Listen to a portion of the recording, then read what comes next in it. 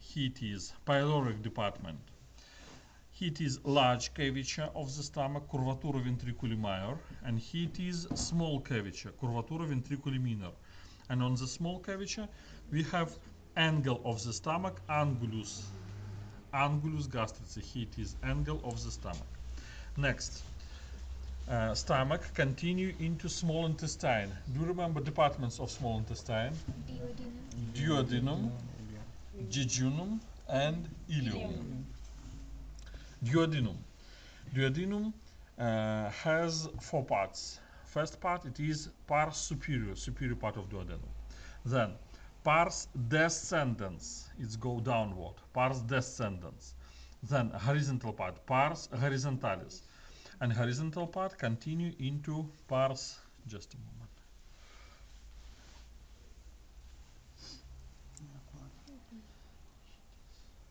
Okay. Last part of duodenum from here and go to here.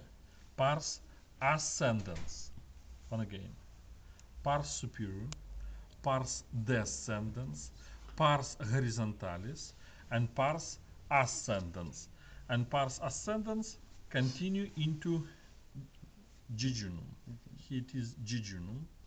Jejunum has mesenterium. Here it is mesenterium because jejunum is surrounded with peritoneum from all sides. And place where in mesenterium appear, here it is mesenterium appear. That is place where duodenum continue into jejunum. Here it is from abdominal wall to this place start ligament, ligamentum suspensorium duodeni, and it fixed place where duodenum continue into jejunum. Next, jejunum continue into the ileum, and ileum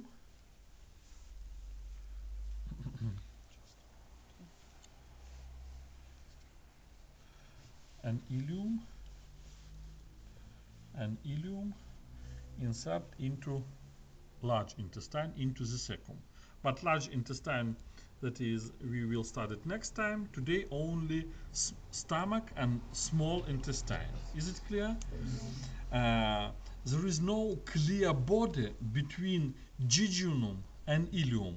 Impossible. I don't know how to distinguish where finished jejunum and yes, it is yes, and where start ileum.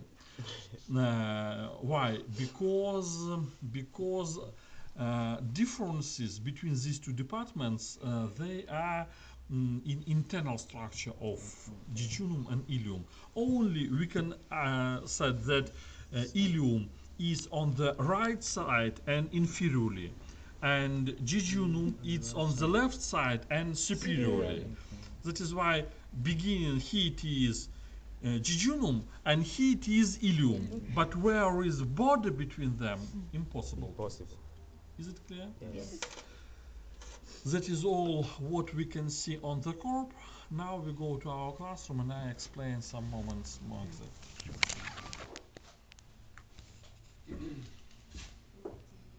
It is ostium cardiacum. Ostium cardiacum. It is place where esophagus inflow into the stomach. Above of this level, above of the level of ostium cardiacum, all of this upper part of the stomach has named fundus gastric. Sometimes named fornix, sometimes fornix, but more better. It is not mistake. Fornix or fundus, but more better and more frequently, we call it like fundus gastric. Fundus. Next, it is this part of the stomach. It is pyloric part, and we have ostium pyloricum. Ostium pyloricum, pyloric opening. And part of the stomach near this ostium is pyloric part, pars pylorica.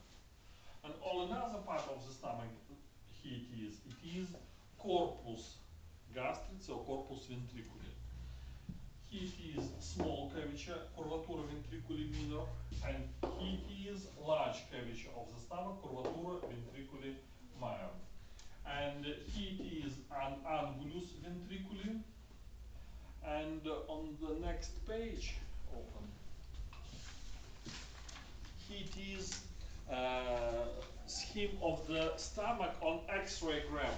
And most part of the stomach on X-ray gram, we speak about saccus digestorius, digestive sac.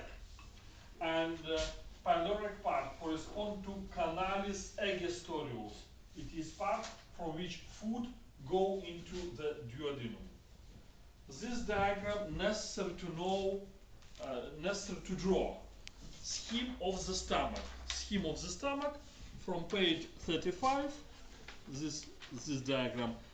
Next time you will draw at the blackboard or on the page if it is necessary. Like today, you should prepare a diagram. What? Abdomen. Yes, a topography of anterior abdominal wall. Next, duodenum. We already said that duodenum has 4 departments: pars superior, then pars descendens, then pars horizontalis, and pars ascendens. Topography of duodenum. Superior part is correspond to the level of first lumbar vertebra. Pars descendens is descend to the level of third lumbar vertebra. Horizontal part is correspond the same to the third, and pars ascendens ascend to the level of second lumbar vertebra. Duodenum surround head of the pancreas. Here it is pancreas, that is head, body, and tail. And duodenum surrounds head of the pancreas. On descendants part, duodenum, like all small intestine, in all small intestine, mucous membrane has circular folds.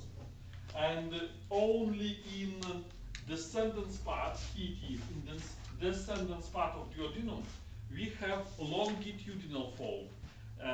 It has the same name, plica longitudinalis duodeni, longitudinal fold of duodenum. And on the apex of this longitudinal fold, here it is, present papilla, papilla duodeni major. It is place where pancreatic duct and ductus haledachus. Ductus haledachus, it is duct from which bile from liver and from gallbladder go to the duodenum. These two ducts, ductus haledachus and ductus pancreaticus, open into papilla duodeni major. Sometimes maybe papilla duodeni minor, it's proximally, and here it is. If it's present, sometimes it is absent. But if it's present, here it is open additional duct of the pancreas. Sometimes maybe in pancreas additional duct, ductus pancreaticus accessorius, additional duct of the pancreas, and it's open into papilla duodeni minor. Next.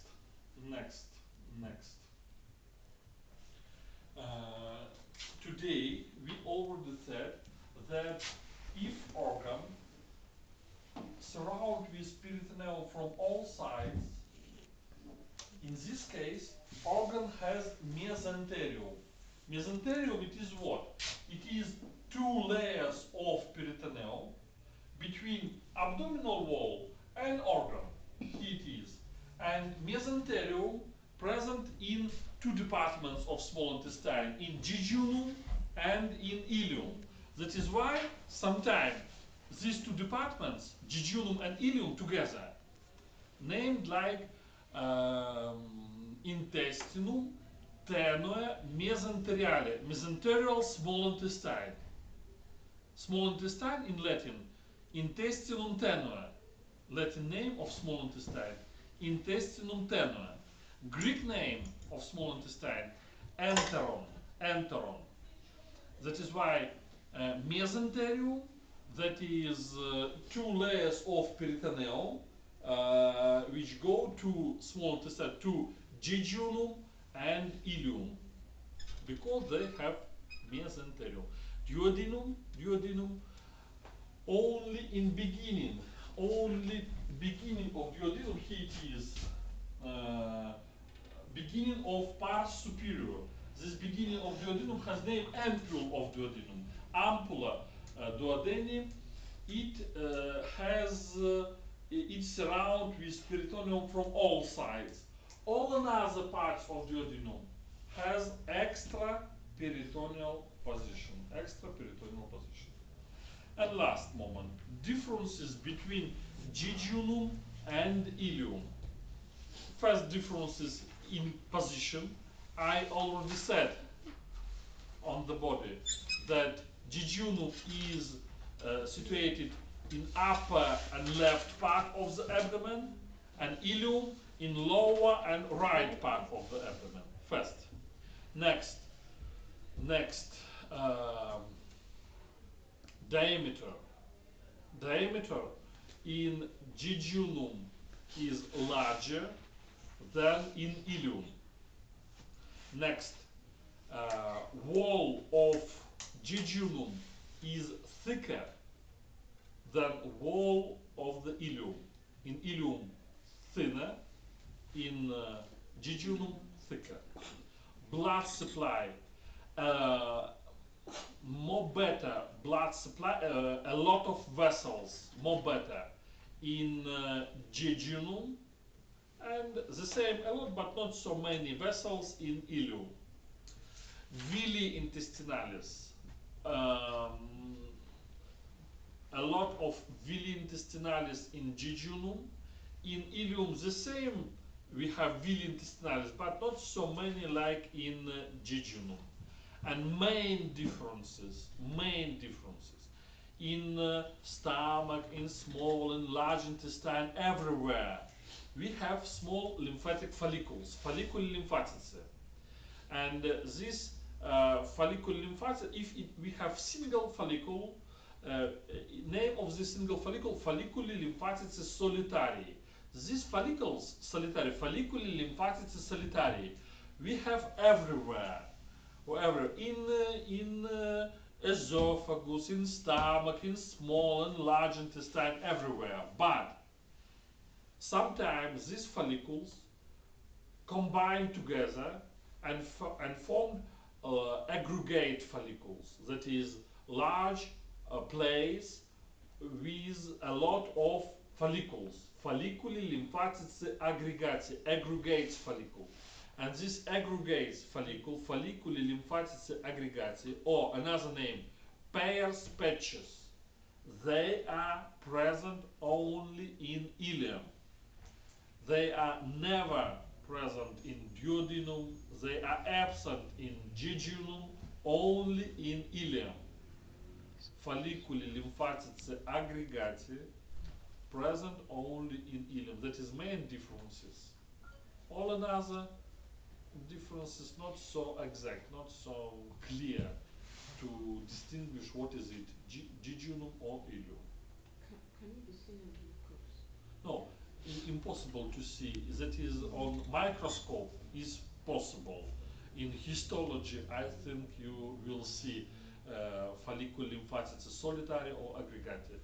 Impossible to see with eye, only on microscope. I think that is all. Large, small intestine and stomach. Next time.